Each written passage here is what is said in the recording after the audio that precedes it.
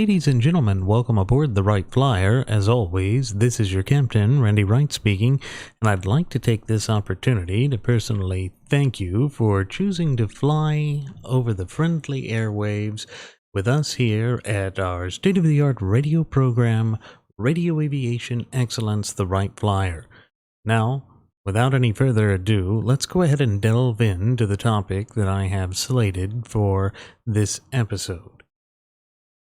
Right now, things are getting heated in Eastern Europe, particularly with respect to what's being handed down by the State Department. The United States State Department has essentially come forth and ordered diplomatic families, or families of U.S. diplomats that are stationed in the Ukrainian capital of Kiev, to depart.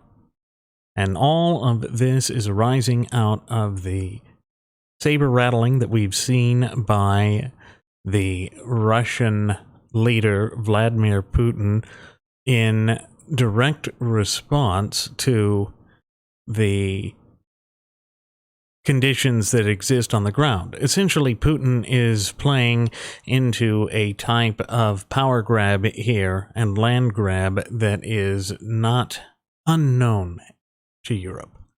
It is something we have seen throughout the rather tortured history of Europe, and something that is raising questions, at least in the back of my mind, which I believe are key to what is happening today.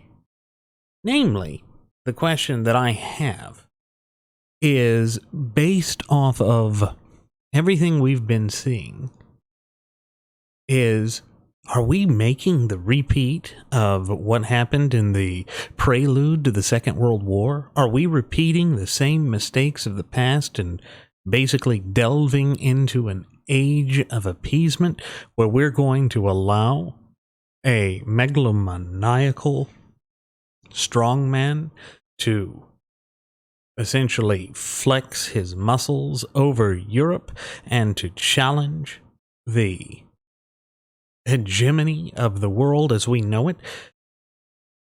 I hate to say it, but I do feel as though we are starting to tread dangerously close to that path. That this is something that is almost foretold due to the current power situation that exists between Western and Eastern Europe. But it's not just with Western and Eastern Europe alone. There is also the fact that the United States of America is in an exceedingly weakened position at this present time. Joe Biden is essentially hampered by the same thing that Democrat administrations have been hampered with for many generations. We're weak. He's tepid, he's ineffectual. And with the collapse of what happened in Afghanistan earlier last year, it has shown to the greater world at large just how weakened the United States of America is right now. We're viewed as a paper tiger, as opposed to being the rightful leaders of the free world as we have claimed for so long. So, what is happening? Putin is seeing this as a golden opportunity of a lifetime to move.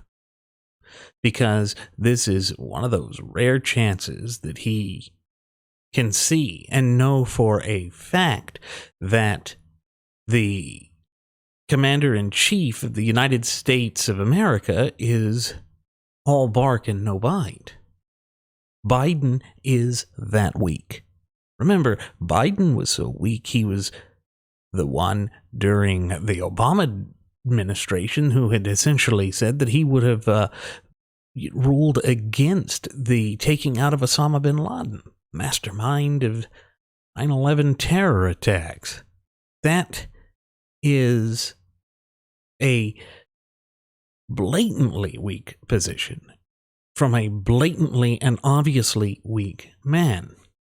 And with the disastrous collapse in Afghanistan, after Biden's predecessor had actually managed to negotiate something that would have allowed us to end our longest military campaign with some semblance of prestige and honor, because he couldn't allow the political optics to be such that Trump could have claimed any type of victory, particularly there.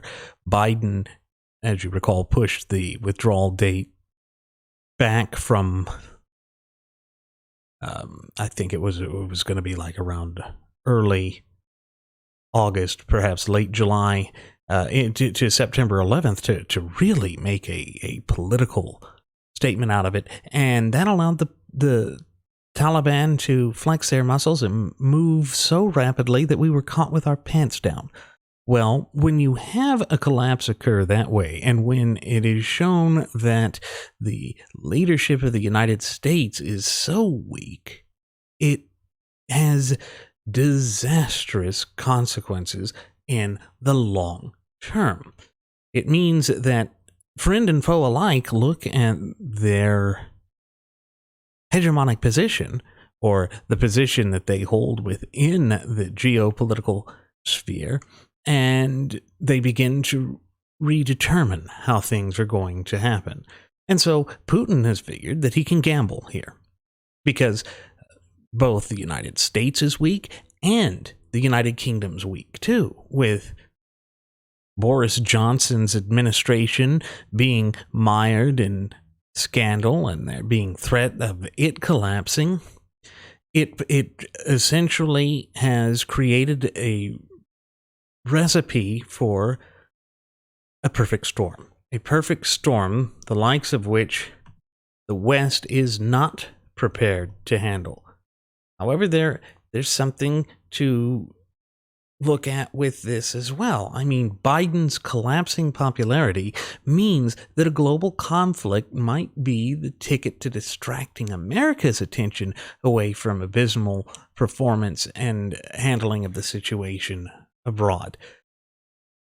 Some way to essentially stop the bleeding, because we are hemorrhaging right now, and he is certainly hemorrhaging with the defeat of his mask mandate by the United States Supreme Court, by there being even more challenges being handed down by that federal court in Texas that also shot down the federal mask mandate for federal employees. There has to be something for him. There absolutely has to be something for him, and so maybe foreign intervention is where it's going to be. Think of the wag the dog situation that occurred with Bosnia-Herzegovina back in 1998 when the whole Monica Lewinsky scandal was happening with Bill Clinton. Bill Clinton was ready, willing, and able to implement and deploy whatever strategy he possibly could in order to save face in light of what was happening with his regime at that time. This is therefore nothing new. It's something we have seen play out in the titular world of politics before, and it particularly occurs when a given politician is feeling as though they are in a very weakened position, just as Biden is feeling that right now. Because there is nothing in his present state of affairs that makes him feel as though he is stable or secure. Everything he has touched has turned against him and has essentially worked against him. And he recognizes this. Not only does he recognize it, but enemies and friends alike, at home and abroad, understand that as well. That's why we had the resurgence of Islamo-fascism with that synagogue attack in Colleyville, Texas. It's why we see these types of disasters that had been, by and large, dormant under the presidency of Donald Trump rising to the surface again. So it's something that is essentially opening the floodgates for these new challenges to come to the surface. So why would Putin essentially assume nothing's going to happen to him? Because that is absolutely the mindset that he's going to be assuming, particularly right now. Well, it comes down to the fact that Biden has essentially given him the green light with his equivocating warning about minor incursion. Essentially, Biden has stated that he is neither ready, willing, nor able to do anything to respond to this because he is that weak, he is that tepid, and he has that type of distrust of the United States military. But at the same time, let's not forget with General Milley and the sort of identity politics that has been embraced by the leadership of the Biden military and Department of Defense, that the United States is really in a weakened position. We're not prepared to address these sorts of things.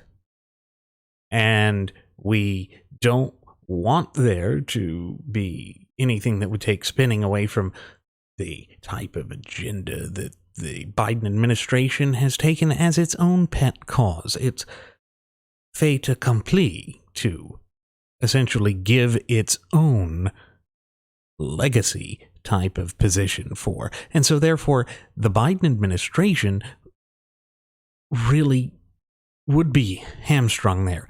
And in that sense, we get another area of history. It wouldn't be the type of prelude that we got leading into World War II with appeasement and weakness and just allowing a dictator to do everything, but it would be a repeat or combination of the sort of response that we saw to the rise of the Ayatollah Khomeini with the Iranian Revolution and then the capture of the American embassy staff in Tehran.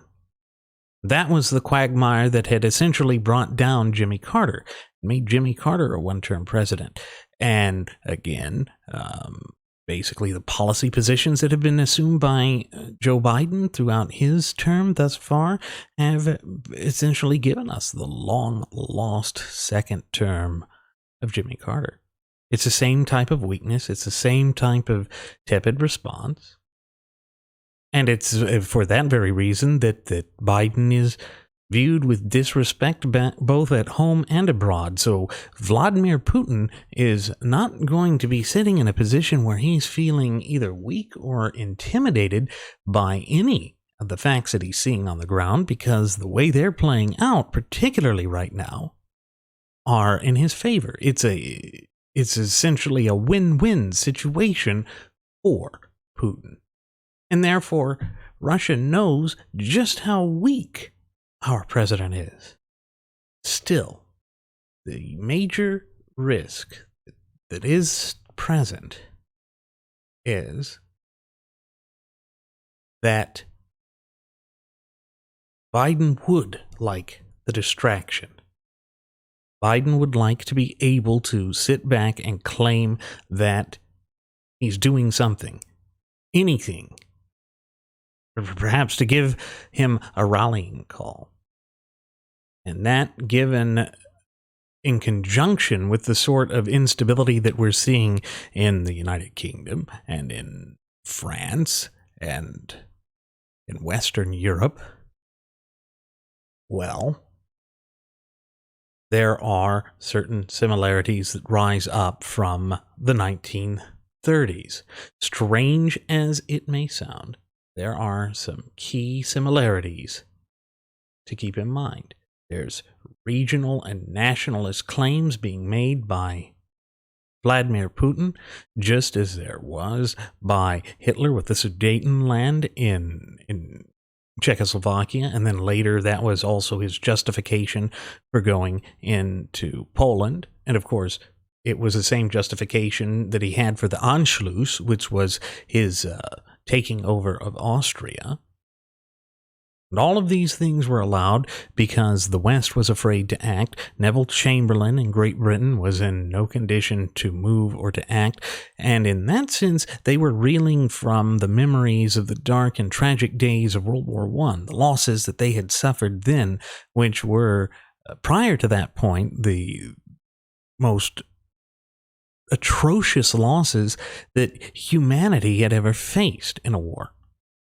And there it was, a mere 20 years at most later, they were facing it again. And of course, World War II would wind up taking more lives and being a more devastating war. But when we look at the conditions that existed in the 30s leading up to World War II, it's very similar to what is happening now, at least with the claims that Putin is making. At the same time, there are the weak governments in the West. You had FDR in the United States addressing the Great Depression and causing upheaval and turmoil in the United States and our political system at that time. And so we were quite weak, and we also had that isolationist mentality that existed at the time too, rightly so to a degree, because we thought, here it is, Europe is allowing their problems to spiral out of control again, and we're going to be dragged into another costly war. No. Then, the same time in the East, you have strong autocracy. In World War II, you had the strong autocracy in Soviet Union, but also in Nazi Germany. Now we're seeing signs of that too, with certain coup responses and the way that these powers and authorities are acting now. Totalitarianism's on the rise. And there is an unstable global economy that has been hampered by the pandemic and the governmental responses thereto. And therefore, you also have a wary population that has looked at their governments and are looking for ways out of the problems that we have. So is it entirely certain? No, it's not entirely certain, but what we can see is that all of the conditions are very similar to what happened then and now. Just as Putin is gambling, Hitler gambled on the public response that would have existed in the West at the time, and in what he would have determined to have been their lack of commitment to any type of response that would have been necessary to stop him. Well, that's the same type of calculation and guarded risk that Putin's making. Basically, he's looking at this and he's delving into a cost-benefit analysis, and when he looks at what the playing field has to offer, he sees Joe Biden, who essentially doesn't even know who he is or where he is or what he's doing, and then a critically weakened Boris Johnson in England or Great Britain, and there's no way. There's no way that the West is going to respond to him. Why? Why would we? He can now saber rattle and feel safe. Particularly when, just as Neville Chamberlain had waved the piece of paper that he did after having met with Hitler about having peace in our time, Putin had the similar type of reassurance from Biden with respect to minor incursions. That's what we have. And then we also have to take into mind that Hitler claimed territory on a nationalist claim of ethnic German populations in the Sudetenland and Poland. And again, that's exactly the same type of rhetoric that is being utilized by Putin now. But we do have to keep in mind that history never repeats itself in an exact form. Still, it does teach us the warning signs to look for based on similar social and economic conditions. And that's where we are right now.